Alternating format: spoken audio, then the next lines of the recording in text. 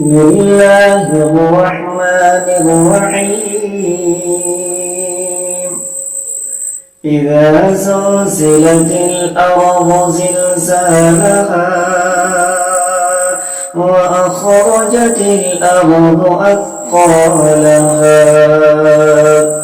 فقال الإنسان ما لها يومئذ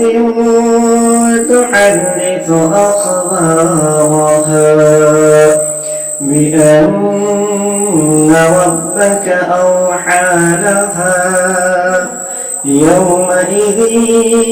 يصدر الناس أشتاتا ليروا أعمالهم